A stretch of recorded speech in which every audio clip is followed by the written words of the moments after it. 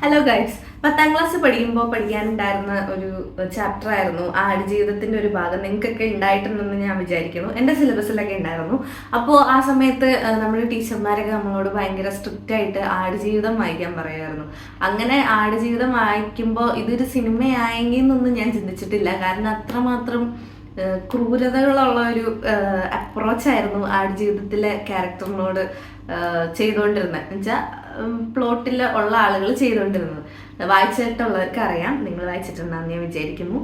അപ്പം ആ ഒരു കാര്യം സിനിമയായിട്ട് വരികയാണ്. അതും പൃഥ്വിരാജ് ഒരുപാട് എഫേർട്ട് എടുത്ത് ഒരുപാട് നാള് കഷ്ടപ്പെട്ട് ബുദ്ധിമുട്ടി ക്യാരക്ടറിന് വേണ്ടി അത്രയും എന്താ പറയുക, അത്രയും ബുദ്ധിമുട്ടുകൾ സഹിച്ചുണ്ടാക്കിയൊരു സിനിമയാണ് ആടുജീവിതം. അപ്പോൾ ഞാൻ ഓൾറെഡി ടിക്കറ്റൊക്കെ ബുക്ക് ചെയ്ത് കഴിഞ്ഞു. ഇനി എനിക്ക് പോയി കണ്ടാൽ മതി. അപ്പോൾ ഞാൻ വിചാരിച്ചു ഓക്കെ, ആടുജീവിതത്തിൻ്റെ ട്രെയിലർ എന്താണെന്ന് നോക്കാം. കാരണം ഞാൻ ആടുജീവിതത്തിൻ്റെ ട്രെയിലർ കണ്ടിട്ടില്ല, ഇതുവരെ കണ്ടില്ല. അത് എന്താ കാണാഞ്ഞെന്ന് എനിക്കറിയില്ല, പക്ഷെ ഞാൻ കണ്ടില്ല. അപ്പോൾ ഞാൻ വിചാരിച്ചു ഓക്കെ, ആടുജീവിതത്തിൻ്റെ ട്രെയിലർ ഒന്ന് കണ്ടു നോക്കാം, എന്താന്ന് നോക്കാം എന്ന് വിചാരിച്ചു. സോ ആടുജീവിതത്തിൻ്റെ ട്രെയിലർ നമുക്ക് ഒന്നിച്ചൊന്ന് കണ്ടു നോക്കാം. എന്താണ് അതിൽ നടക്കണേന്ന് നമുക്ക് നോക്കാം.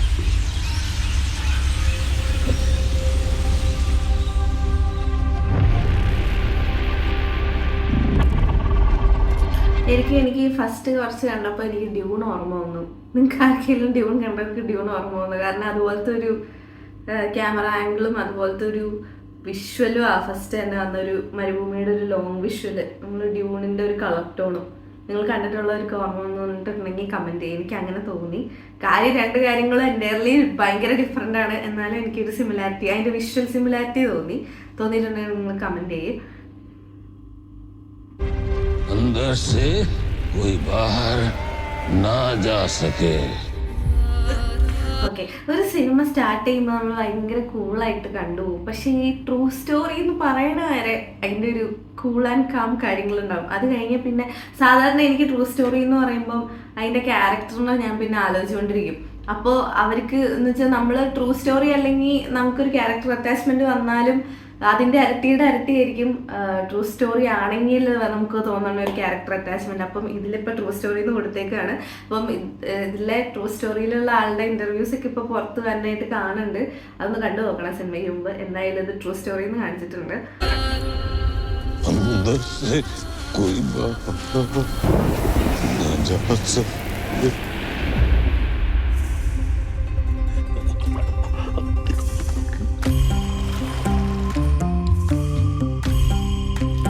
പൃഥ്വിരാജിനെ കണ്ടു. ഓക്കെ, ഈ ഒരു ക്യാമറ ആംഗിളാണ് ഇവർ ഒരുപാട് ദിവസങ്ങൾ ഷൂട്ട് ചെയ്തു എന്ന് പറഞ്ഞ, അതായത് ഒട്ടകത്തിന്റെ കണ്ണിലെ പൃഥ്വിരാജിന്റെ ഒരു വിഷ്വൽ വരുന്ന ഒരു സംഭവം ഉണ്ട്. ഇത് ഇവർ 2-3 ദിവസമോ അത് കുറേ ദിവസം എടുത്തിട്ടെന്താണ് ഇവർ ഷൂട്ട് ചെയ്തത് കറക്റ്റ് കിട്ടാൻ വേണ്ടി. ഭയങ്കര എഫർട്ടോടെ എടുത്തൊരു സിനിമ ആയതുകൊണ്ട് തന്നെ ഭയങ്കര പ്രതീക്ഷയാണ്. ഓക്കെ, പൃഥ്വിരാജിന്റെ എന്താ പറയുക, പൃഥ്വിരാജിനെ കാണുമ്പോൾ തന്നെ നമുക്ക് എന്തോ ഭയങ്കര ബുദ്ധിമുട്ട് തോന്നണം. അത്ര സൂപ്പറായിട്ടാണ് മേക്കപ്പും മുഖവും. ഭയങ്കര കാണുമ്പോൾ തന്നെ ഭയങ്കര ഒരു നോട്ട് ഗുഡ്.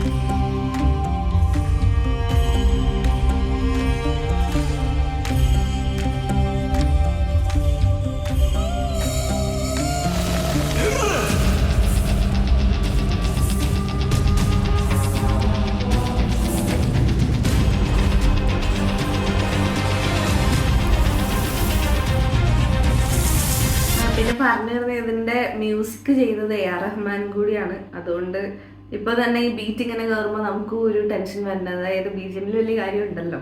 അപ്പം ട്രെയിലറിൽ തന്നെ നമുക്ക് ഇങ്ങനെ എന്താ പറയുക ഒരു ഇത് മനസ്സിലാവും.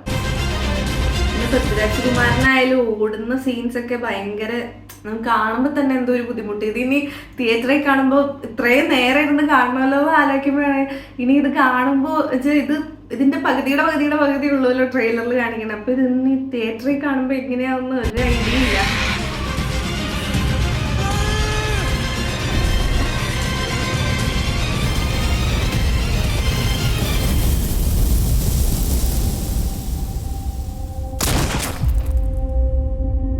अंदर से कोई बाहर ना जा सके. അകത്തുനിന്ന് ആർക്കും പുറത്തു പോകാൻ പറ്റില്ല എന്നുള്ള ഈ ഒരു ഡയലോഗ് ഇപ്പോൾ 2-3 തവണ ട്രെയിലറിൽ റിപ്പീറ്റ് ചെയ്ത് കണ്ടു. എന്തായാലും സർവൈവലാണ്, അപ്പം ഇങ്ങനെ ഒരു സാധനം ഉണ്ടാവും. സോ കുറേ ലാംഗ്വേജസിലും റിലീസ് ഉണ്ട്. അതുകൊണ്ട് നോക്കാം. ട്രെയിലർ കാണുമ്പോൾ തന്നെ ഭയങ്കര ഒരു മനസ്സിനൊരു ബുദ്ധിമുട്ട് വരണ്ട. അപ്പം നമുക്ക് സ്റ്റോറി നേരത്തെ അറിയാനും ചെയ്യുന്നതാണ്. അപ്പോൾ ഇനി സിനിമയിൽ ഇനി ഇത്രയും 2 മണിക്കൂർ ഉണ്ടാവും തോന്നുന്നു. ഇതിങ്ങനെ കാണുമ്പോൾ എന്താണെന്നുള്ള ഭയങ്കര ആലോചിച്ചിട്ട് തന്നെ എന്തോ പോലെ. സോ എന്നാലും കണ്ടു നോക്കണം. ഇത്രയും എക്സൈറ്റഡ് ആയിട്ട് അല്ലെങ്കിൽ ഇത്രയും വെയിറ്റ് ചെയ്ത് ആടുജീവിതത്തിന് വേണ്ടിയിട്ട് ഇങ്ങനെ വെയിറ്റ് ചെയ്തിരിക്കുന്നവരുണ്ടെങ്കിൽ താഴെ കമൻറ്റ് ചെയ്ത് നിങ്ങൾക്ക് എക്സ്പെക്ടേഷൻ എങ്ങനെയാണ്, നിങ്ങൾക്കിത് എങ്ങനെയായിരിക്കും എന്നാണ് തോന്നുന്നതെന്നുള്ളത് താഴെ കമൻറ്റ് ചെയ്യും. സോ അതാണ് എൻ്റെ ആടുജീവിതത്തിനെ പറ്റിയുള്ള ഒരു ഇത്. നോക്കാം, ഇനി സിനിമ ഇറങ്ങുമ്പോൾ ബാക്കി നോക്കാം.